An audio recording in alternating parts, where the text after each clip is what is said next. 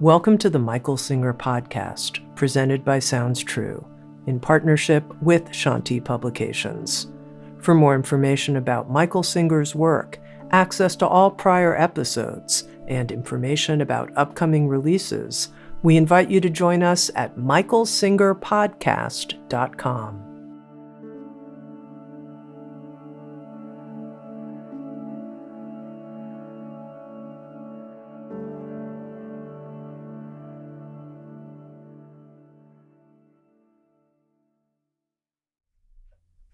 Jagrata, Giant Masters. Until you're totally liberated, you live in a world of duality. You don't need philosophical teachings.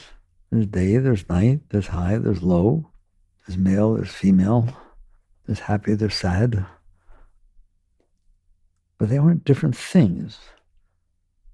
They're just directions that you're looking at. You can look up, you can look down. They're different, what you see. But it's not as different as you think it is. So, for example, people want to come in tune with God. Some people are very serious about it, do all kinds of sadhana and practices and so on. Some people are passively interested in getting into a higher state. There's another way to look at it, which you'll find is very, very practical and very, very useful. Is it about coming in tune with God? It's about coming out of tune with yourself. If you need to reach up and it's a struggle, it's because something's holding you down. So is that about reaching up harder, or is it about letting go of what's holding you down? There's the epitome of understanding yin and yang. They're not opposites. They're just consciousness is focusing on different things at different times. So when you're having trouble in your life, your samskaras, your patterns, your personal self is pulling you down. A lot of times you don't try to go back up. You just succumb to it, you give into it, you get depressed, you get upset, you get all kinds of stuff. That's because the energy goes both ways. The consciousness is experiencing the energy in different states. So in that state, your consciousness has been pulled down into what we call your lower self. Is it wrong? No. It's just a state of being. There's weather, there's all kinds of things. So there are all kinds of states inside of you, and your consciousness can get pulled down. There are other times where naturally, without you doing anything, your consciousness rises up. You just feel this energy, this love, this inspiration. You just can't handle it. It's so beautiful. It's pulling you up. It's the same consciousness dancing in the yin and the yang, dancing in the positive, negative, dancing in the light and dark. They're not wrong. They're just different places on the same spectrum. So, which is better? I have found in my life that as much as I've pushed with all the spiritual practices and all this stuff, that the highest, most beneficial is not about coming in tune with God, because you have to make up what that is. But if I say, I want to come out of tune with myself, because I can't do both. You're in tune with something. And the more you're in tune with yourself, the less you're in tune with God. The more you're in tune with God, the less you're in tune with yourself. Mayor Baba said, man minus mind equals God. In other words, the ultimate is losing any sense of personal self. Christ said, you must die to be reborn. They're saying the same thing.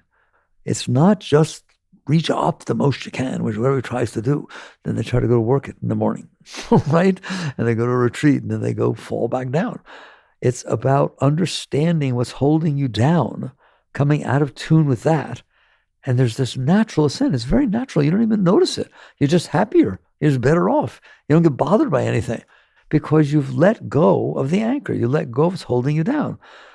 So there are those who teach, including me, that coming out of tune with yourself, your personal self, your ego, is the same and higher than trying to reach up for this thing called God that's just a concept. Maybe it's an experience you had once. That's the worst, because you want to have it again. And so you keep reaching up instead of dealing with, why don't you have it all the time? You're trying to have it even though there's a force pulling you down, and you know that. You know there are forces anger, fear, insecurity, selfishness, etc., that are pulling you down. All right? So we're going to talk tonight about what it means to come into tune with God by coming out of tune with yourself. What I like about it is every one of you know your ego.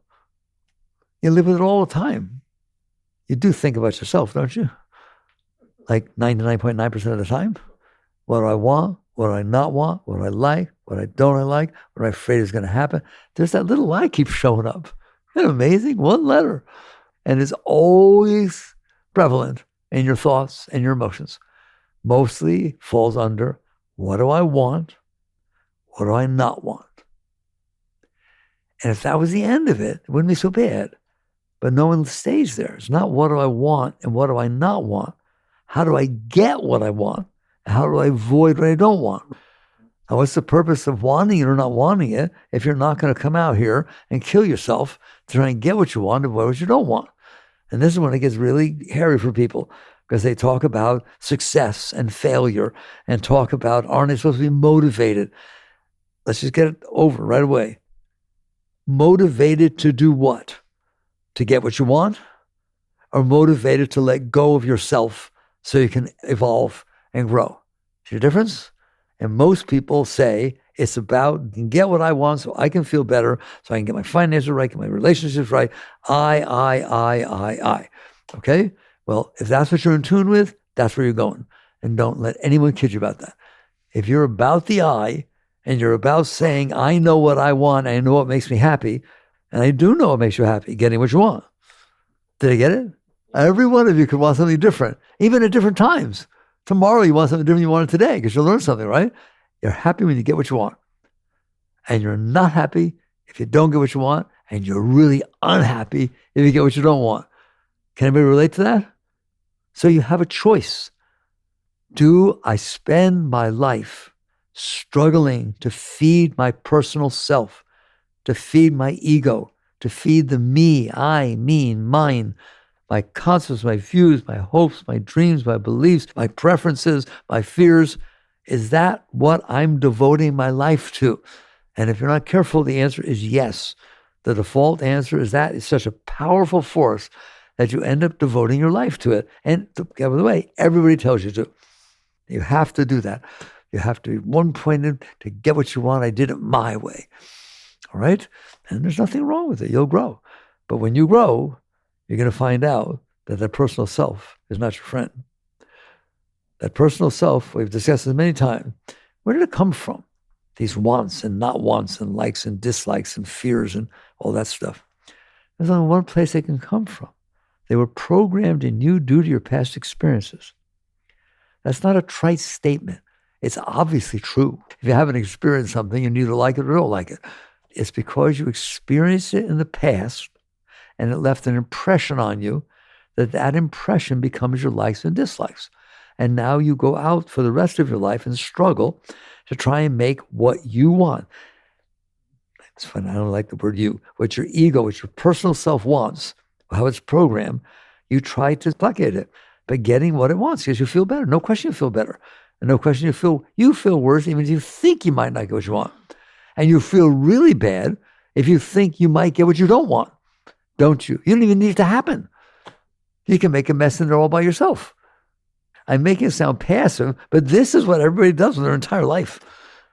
They devote themselves to trying to take care of, satisfy, match the impressions that were left inside from before that were positive, the impressions that were left inside from before that were negative, they don't want anything to do with, and they try to manipulate and control everything in their environment to make it match what they want and make it not match what they don't want. Are you comfortable understanding that? Is that a truth? If you're not careful, that is what you devote your life to. Don't make it sound holy. It's about you. It's about what I want and what I don't want.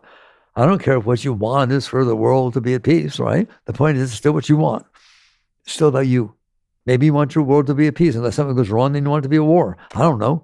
The point is, it's about you. It's about you deciding what you want, when you want it, how you want it, for how long you want it, and how it's supposed to be. And I know how it's supposed to be the way you want. Did you know that?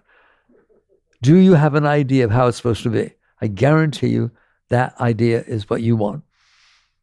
And it isn't what you don't want. And so you start questioning What is this force inside of me that I'm devoting my life to? Even if you devote your life supposedly to God, it's your concept of God. I want to go to heaven. I don't want to go to hell.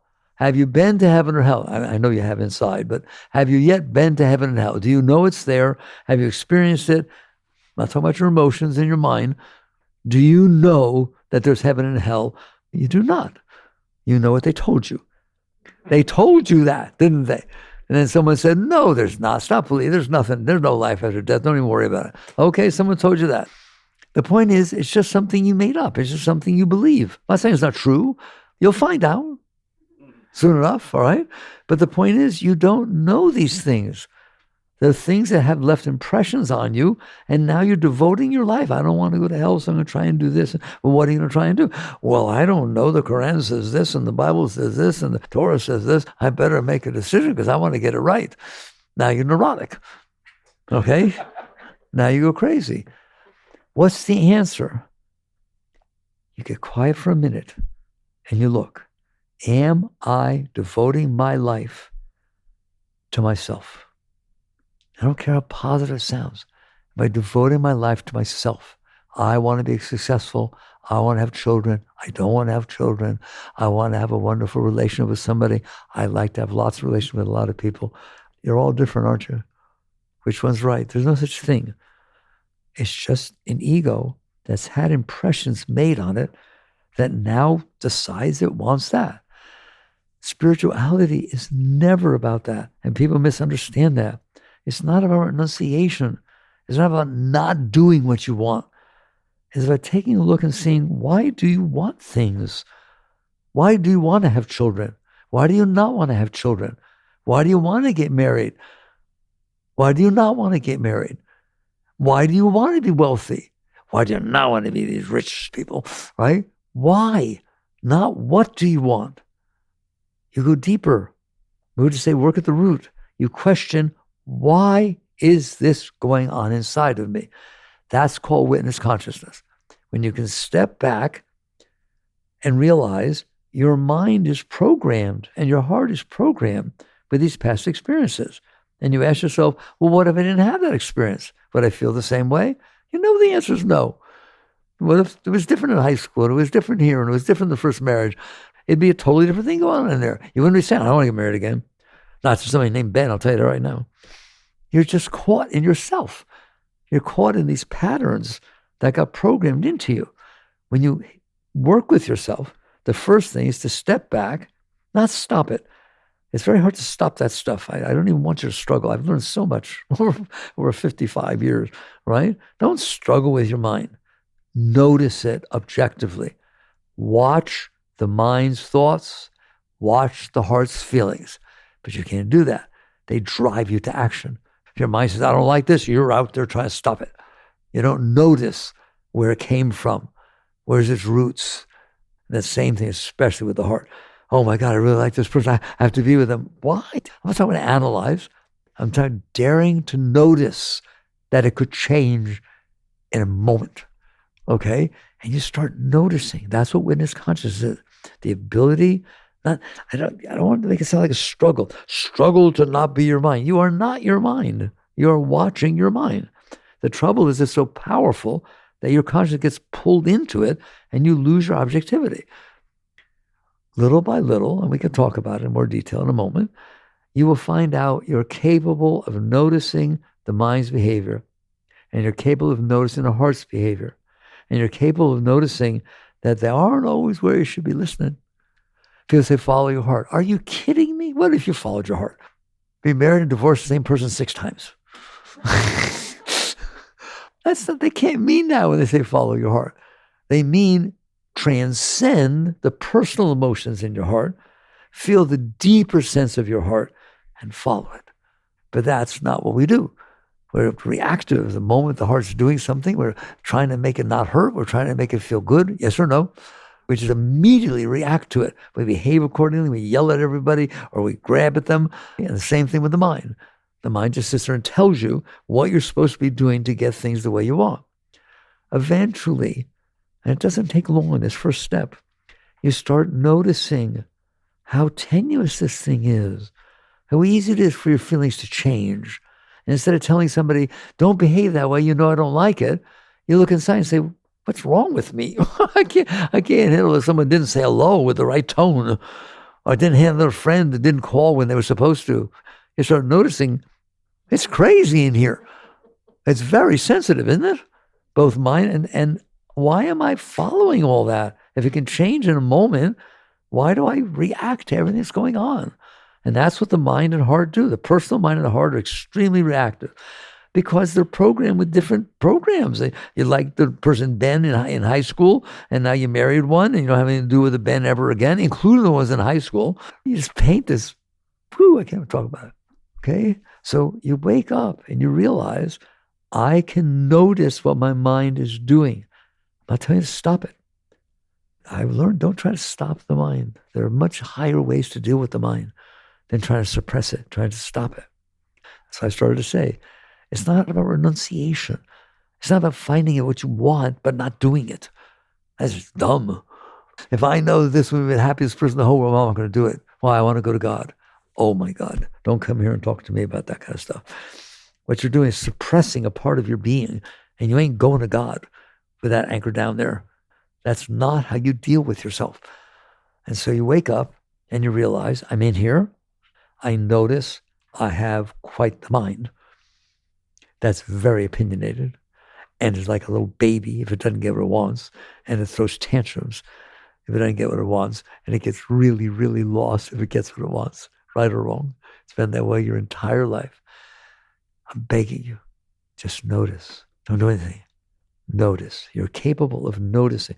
You'll feel the tendency to be pulled into it. It's a very powerful pull. The pull down is very powerful because it reminds you of all the things that ever hurt you before. You can sit there and have one thought that you called out to your friend, hey, Sally, how you doing? And she didn't say back and say hello back. And so you start thinking, well, what did I do wrong? And then it thinks, well, that reminds me of the last time that I had a friend in high school that didn't say hello. And look what happened with that. It starts extrapolating negativity all over the place, doesn't it? You have to do it. It does it by itself because you have all these things you store down there and it starts playing billiards. They hit each other, okay? Please notice. And if you grab them and try to stop them, you're suppressing them. And they just get really noisy down there and they cause all kinds of problems. And they come up in many different ways. That's all Freudian. Yoga's not about that. So we started by saying, are you reaching for God? Coming in tune with God? Or are you coming out of tune with yourself? Now maybe you're getting a gist of what I'm talking about. That stuff's going on in there. You don't have to be in tune with it. Everything's going on everywhere. That's just something that's distracting you, and you can learn to relax and not be distracted by it. That's the highest way to work with your mind. You are not your mind, but it has the power to distract you, but you do not have to get distracted. There's your spiritual path. That's not renunciation. That's not suppression. It's not giving in. It's not yielding. It's not trying to figure out what you're supposed to do. You know what's going on in there. You know when there's garbage going on in there. What do? Push it away. No. Honor its right to exist and let it go. Honor its right to exist. Here's jealousy. Oh, I could lose what I love. Okay, yeah. Oh, okay. Come on. Let me hear about it. Don't get into it. This is the highest path. Don't get into it. Don't let it pull you into it. But don't come in tune with it. You will see it's just a feeling. It's just a thought pattern. And they're all based on your past experiences. There are people, hard to believe, that have never had a relationship that hurt them, and they don't know what jealousy looks like. Literally. Their special friend could be hanging in somebody else and dancing and saying, hey, I'm going to go sleep over there tonight with her friends and so on. You don't even think about it. You never had that kind of pain. You never had that kind of problem before. Therefore, you don't even think about it. How do you like that? Hard to believe in that. Okay? That goes for anger. That goes for everything. So you're in here. That's your first step. You're in here. You're not manipulating. You're not controlling. You're not wanting. You're noticing. That's what objective observation, Krishnamurti called it, objective observation. You are just aware that you're aware that you're aware of what's going on in there. It will tend to pull you into it. Why? Because it has all this power. You stored the pain from before. You stored the problems from before. You stored all these things that are scary, and even things that are good, and you want them to happen again. And you get all weird about that because they're not happening again. And so this stuff you stored from before has tremendous power. It has all the power of your energy because you devoted yourself to that. Again, back to, are you coming out of tune with yourself or bothering to come in tune with God even though you're really in tune with yourself? Can you feel that stretch of trying to go up when natural powers are pulling you down? You're trying to, I don't ever want to be angry. Well, it's angry. I don't want to think any bad thoughts. Okay? My experience is you don't fight with that stuff. You notice it. And then if you notice it and you can sit and notice how by letting go, you let the energy pass, you'll start to notice where it comes from. You will absolutely see. If you're walking toward fire and there's smoke and you can't handle the smoke, you'll never get to the fire. If you can handle the smoke and go forward, the heat and the smoke, you'll end up face to face with the fire.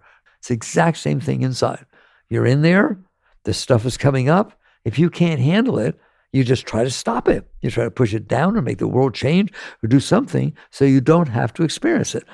Otherwise, you've reached a certain, I'll call it the beginning point of spirituality, where you realize if I devote myself to that garbage that's in there, I'll be neurotic for the rest of my life.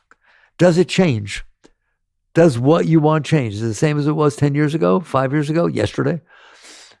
Do you see how crazy it is to follow that stuff?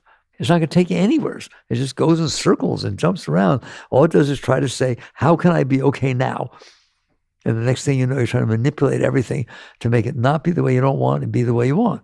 Eventually, it doesn't take a genius to realize, I ain't going to be okay in there. It's never going to be okay. Look at the richest people in the world. To me, they're suffering more than anybody else.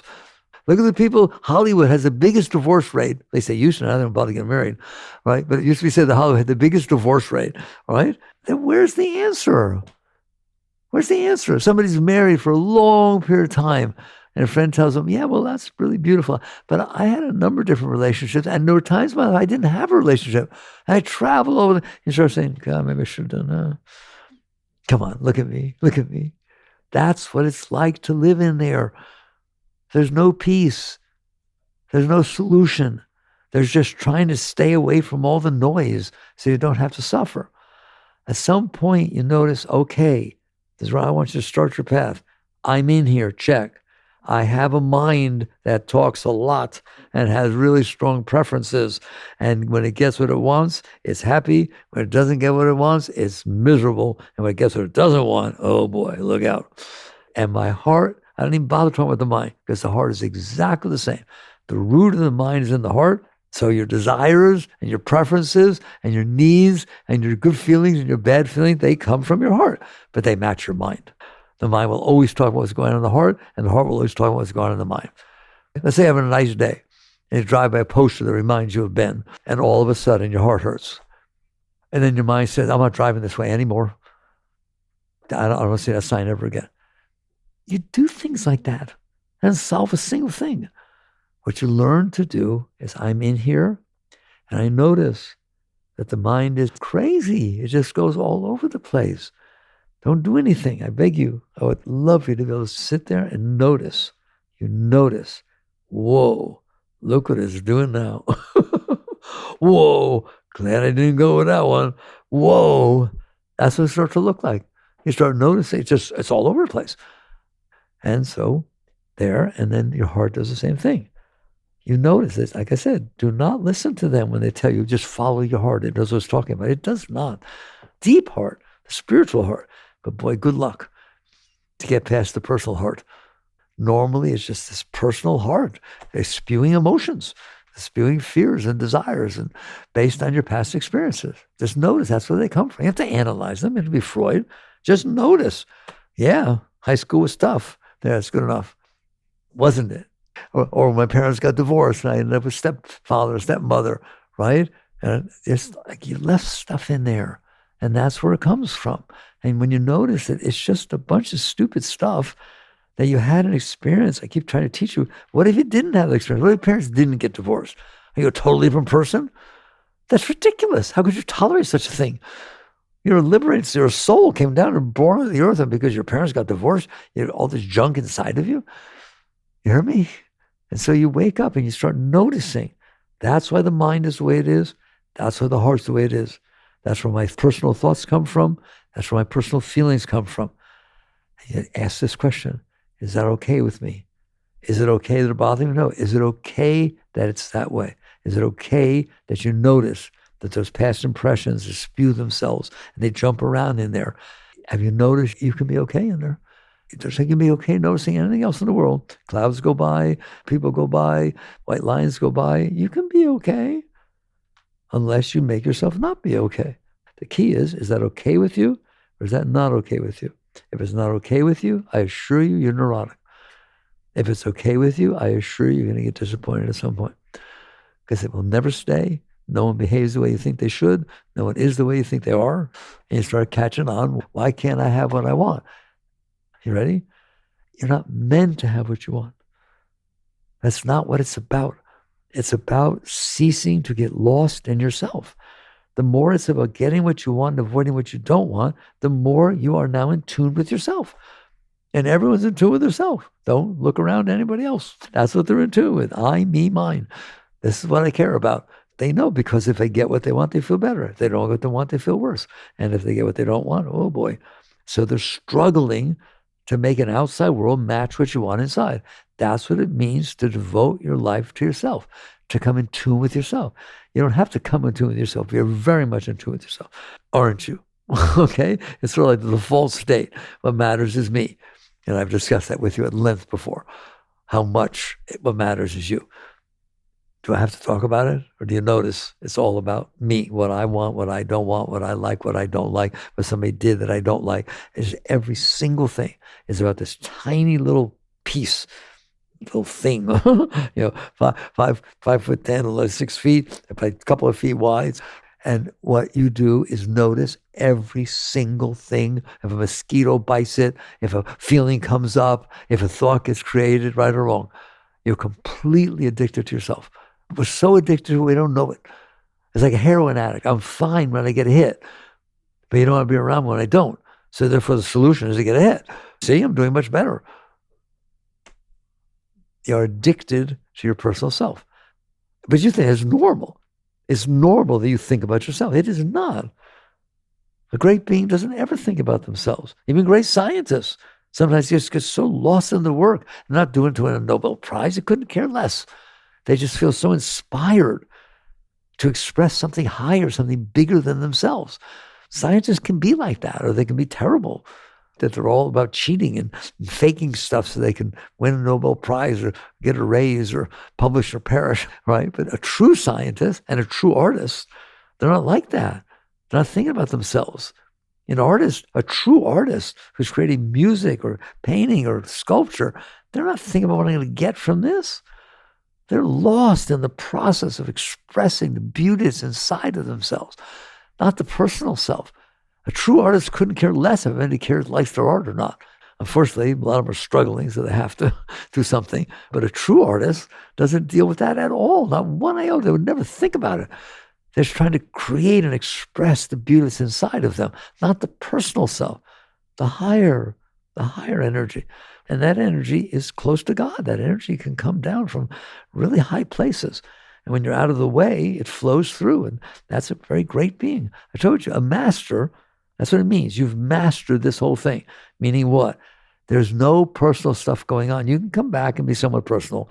But I've met very high beings, and we'll talk about them maybe a little bit later. They're not there at that level. They ain't doing anything. It just unfolds, and it's beautiful, and they're in it. You can't even catch their attention. They're just melted. Their mind ain't doing squat. The heart is just flowing with love. That's who you are when you're not in tune with yourself. Otherwise, do I need to describe what it's like to be in there and be that small and only think about yourself and worry about everything that's going to happen and did happen and not like, okay? Right. So that's what it means to be in tune with yourself. I told you why it happens. I've done it over and over again because things happen in your life that come in and you in there are not comfortable with them. You aren't able to handle the snake or the really good thing or really bad thing. You get caught in there. I don't need to lecture about it. You know darn what I'm talking about. And the next thing you know, you don't want things to happen or you do want things to happen. And you just get to the point where you notice that this is a problem to struggle to make things be the way I want. And I hope you get to the point where you realize, I don't want that. That's not the life I'm looking for. To struggle and fight and make everybody and everything be the way I think they need to be because of the impressions that got left on me from the past. What's the alternative? Are you trying to come in two with yourself? You're trying to let go of yourself. That is literally what Christ meant by die to be reborn. Are you willing to let go of the personal self? And I don't think you guys would be here if it wasn't, yes, that you're willing to work at it. And if you work at it, it can't not work. It cannot not work. Every minute of your life is giving you an opportunity to not get what you want. Come on. And giving you an opportunity to get what you don't want. Have you noticed? Every one of those things is help for your growth. Every one of those things is to sit here and say, do I really want to devote myself to clinging, grabbing, pulling, struggling, or am I willing to say, fine, not my will, but thy will be done? That's the most powerful thing Christ said. What he meant was very simple, which is, I don't need it to be my way. I don't even want it to be my way. I don't want it to not be my way. I'm not suppressing. You hear me? I'm not pushing it away. I am perfectly comfortable letting go of myself and allowing the harmony of life to unfold before me. That's another part people misunderstand surrender. I'm not surrendering the outside world to whatever it says. I'm surrendering the resistance inside of me that can't handle what's going on. I can't handle what's going on. Why? Because I don't like it. You hear me? It's inside that you surrender. And as you let that go, you come in tune with God. What do I need to do to come into tune with God? That and nothing else. That's what Christ meant by him, die to be reborn. If you let go of yourself, Mayor Baba, right? Man minus mind equals God. If you let go of yourself, the ascent happens totally autonomously, happens by itself. You have trouble. Well, let's talk about that. When it starts to pull you up, you have trouble. You have trouble letting go. Throughout your life, you have. Let's say you fall in love tremendously. You have trouble with that. You fear, you're afraid. I can't let go that much. Have you ever felt a pull up and a fear, a resistance to letting go?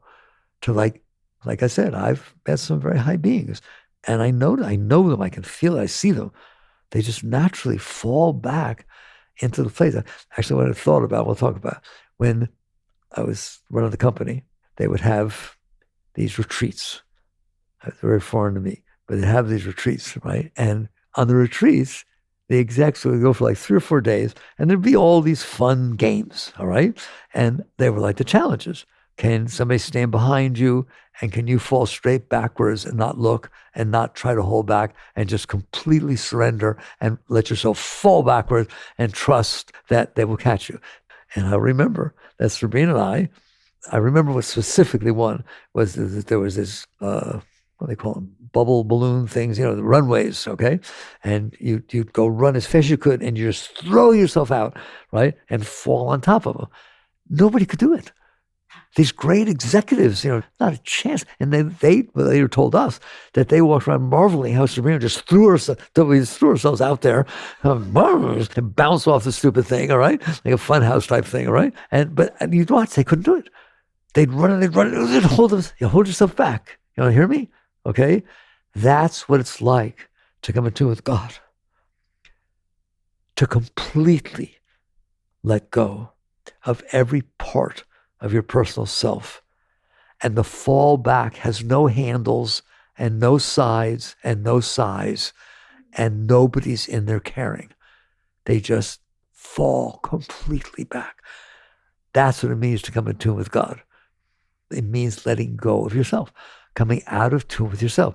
Do you all admit that's a fairly hard thing to do? To completely let go of yourself with no holds barred? Nobody's grabbing, nobody's holding back, nobody's checking, nobody's even looking. Nobody's even looking. That's a very rare state. Sometimes in intimate moments or something really beautiful like a sunset or something, right? You can feel the tendency to melt. It's not easy, is it? It's not easy. And I'll tell you a secret. If you ever get there and then let go more than you used to, you will be so sensitive when you come back. You'll be so protective and everything, you'll feel it all pull back together. Well, please listen to me. It's like the whole ego, all the grabbing, all the need, everything goes, all right? And it's harder to let go the second time because that stuff ain't going to let you go. We're having a nice talk.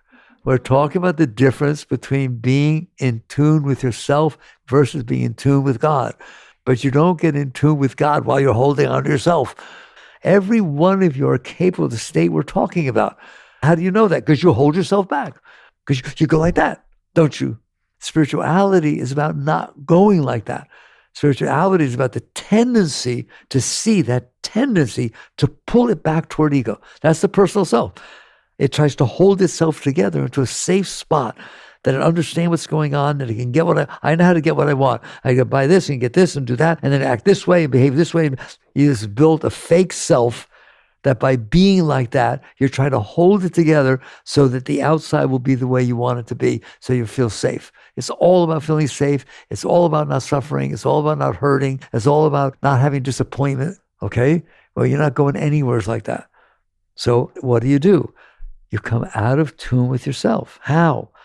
I always teach you, not big. It's going to get scary when you try to do too much. Now, some people teach that, okay? And that's fine. That's fine. It's just, I have found that if I let go a little at a time, I tell you, the driver in front of me is not driving the way I want. Can I handle that? Yes. Good. You're a screw.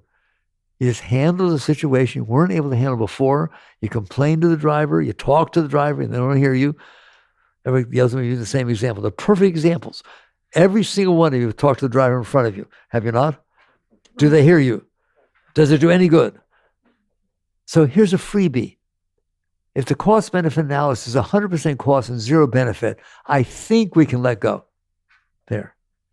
I'm willing to let you grow like that. And I found it works really, really well.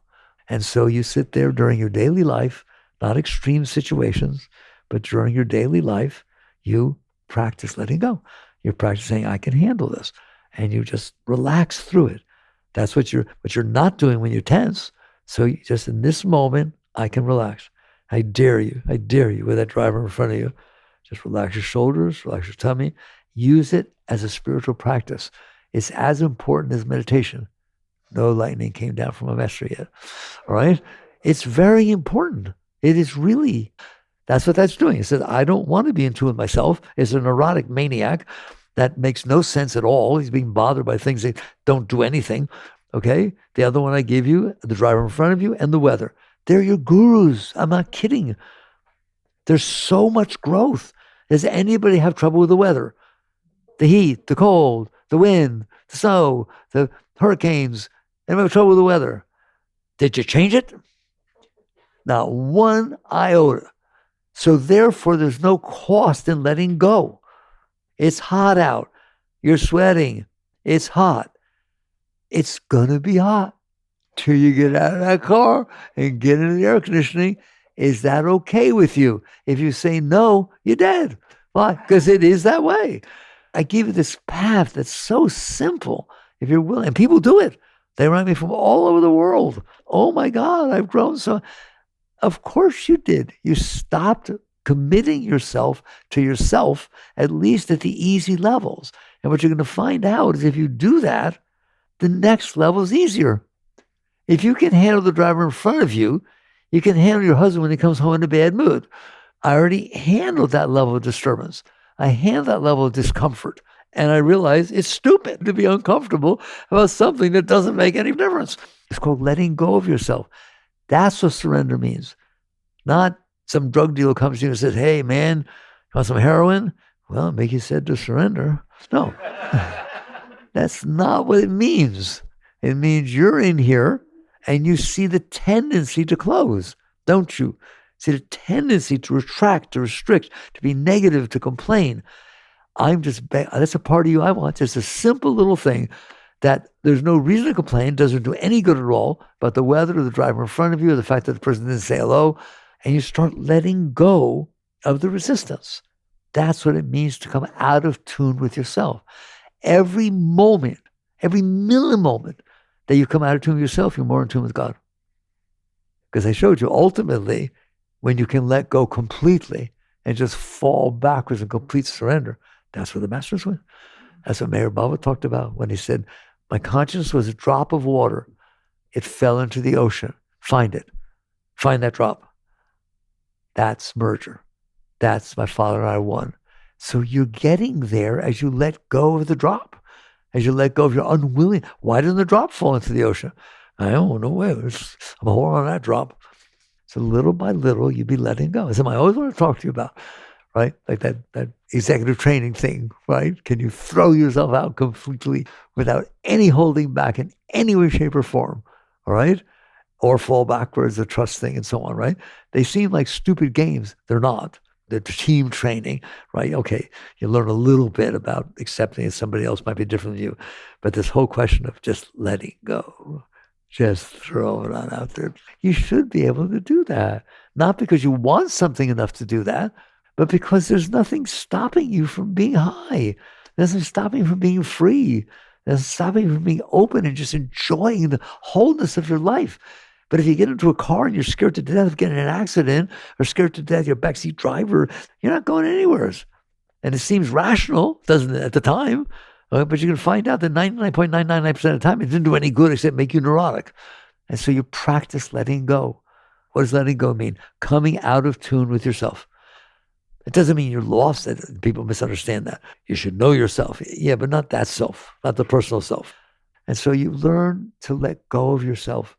And then people ask, well, what will happen if I let go of myself? In other words, if I'm not in control, let's just do it quickly. If I'm not in control, who is? Somebody's got to be. And you just figure it's not going to work unless somebody's running the show. Okay, I'll hand it off to somebody else. I trust you. I'll give that to you. All right? And instead, you understand 99.99999% of your life is happening by itself. And there are way more than 0.9s after that. You have 35 trillion cells inside your body. You doing a lot to run them? They divide, they multiply, they drop out. When they're weak, they drop out, let other cells come in. Heart cells know how to pump. Muscles don't pump. They stretch and relax. Come, who's doing all that? I want to know right now. Who's running those cells? You? Anybody willing to look at reality? You're not running the thing. You're not running anything. But you say, if I'm not running it, who will run it? I don't know. Maybe a planet stays in orbit by itself. Maybe all the stars and galaxies circle around each other in perfect harmony. Maybe the black holes eat who they're supposed to. I don't know. All I know, it's been going on for 13.8 billion years. And it seems to be doing pretty good, doesn't it? Who's running it? You want to use the word God? Fine. I love the word God. My God is the answer to, if I'm not running it, who is? Because I ain't running it. I can tell you right now. So he asked the question, who's going to run it? How do I know what I'll look like when I'm 30? How do I know if I'll be sick when I get to 80? What are you doing? You're not running the universe, are you? Do you fall through the floor when you step on it? Why not? The floor stays together because the atoms are bound together. What made it do that? Oh, I see. And your feet don't fall through because they're bound together tight enough so the atoms can't pass through each other, but in water they can. Wake up. You're not doing anything. You're the recipient of everything. So the concept of letting go of what you want or not want, which, do you want the planet to stay in orbit? When's the last time I want the planet to stay in orbit. I don't want the sun to crash into the planet. Why don't you worry about something meaningful? No, you worry about, will I get what I want? And what if he doesn't like me? And what if I get old and I get growth lines and varicose veins? And oh my God, I, me, mine. Do you see it? Eventually, you understand what spirituality is about. It's about letting go of yourself, about coming out of tune with yourself. And I don't want to say so that you can come in tune with God. If you come out of tune with yourself, you're in tune with God. Here, do math. I have a scale. It goes from minus 1,000 to 0 to plus 1,000. Okay?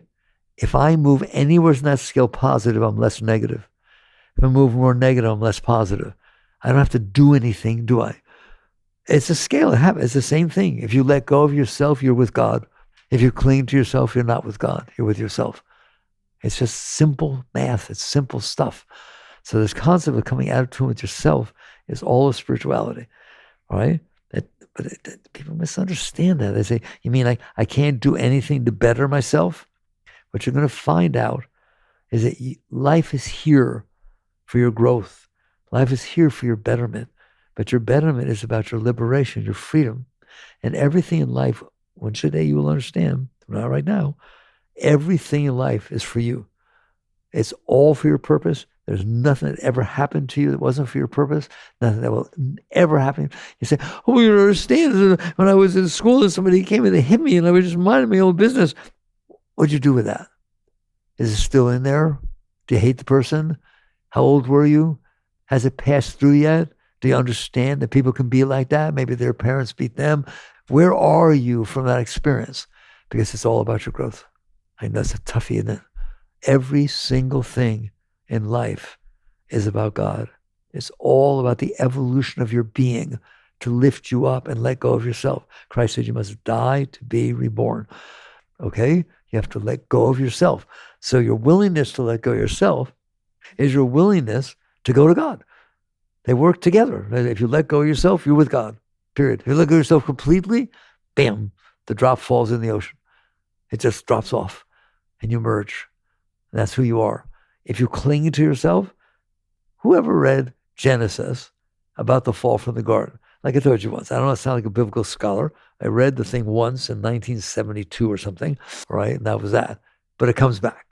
If I remember correctly, it says, when they were thrown from the garden, when Adam and Eve fell from the garden, now they must work by the sweat of the brow to be okay. You know anything about that? Anybody struggling? Anybody trying to be okay? When you're merged and one with the whole universe, there is no duality. There's just oneness. You just feel creation. There's creation and everything's happening inside of creation. There's dark, there's light, there's high, there's low, there's good. There's just everything. And you're one with all of it. That's what it means to be in the garden. That's where Adam and Eve were, as it symbolically, as they're painting, right? Until somebody got lost. I can't help but tell that story. I love that story. I wish I read this stuff, but I don't. But when Adam was in the garden and God was walking around the garden, who remembers that story? God calls out, Adam, Adam. You know, we're all one, man. Come on. Adam, where are you? Nobody answers. Adam, where are you? And suddenly Adam says, here I am. And he stands up. And God says, what's that around your waist? Go check it out. I'm, of course, telling the story different than it's written in the Bible. Right? What's that around your waist? A fig leaf. Well, I put fig leaves on fig trees. What's it doing around your waist? That answer is so deep. I was naked. Every animal's naked. Every tree's naked. All of nature's naked. What do you mean? The ego is born. The I is born. I was naked. I'm separate from the rest of everything else. I have the birth of the I. And that is the fall from the garden. Have you got one? All right? So coming in tune with God means, under all conditions, the willingness to come out of tune with yourself, to let go. Not all at once. Don't even think about it. Just, I'm begging you, little by little is fine. Isn't that nice to hear? Just take every opportunity you get to let go of yourself. You'll see that's a constant opportunity. The driver in front of you, the weather, what somebody said to you, what somebody didn't say. How about the willingness to say, my life is not about devoting my life to that. It's about letting go of myself, dying to be reborn, melting, right? So that was tonight's talk. Deep, right? And this, talking about that game, the trust game, it's about that. What do you mean? You're working with somebody. Last time they screwed up. Are you worried every moment that they're going to screw up and you're going to get in trouble or blamed for, do you understand that? Or are you willing to sit there and say, What I care about is letting go of that part of myself, and I'm willing to do that if it helps somebody else. It is constantly letting go of yourself. You're constantly having it not be about you, and you think everything will fall apart. Your body didn't fall apart with the atoms. The world didn't fall apart. The earth didn't collapse. Will you please, I can only talk so much. Ready? Will you please take the time to contemplate how many things take care of themselves and include all the physics and all the chemistry and all of the past and all of everything that ever was? I think you're okay. I know you're okay. But boy, are you willing to take that risk? There's a game, right? Risk. Jagged.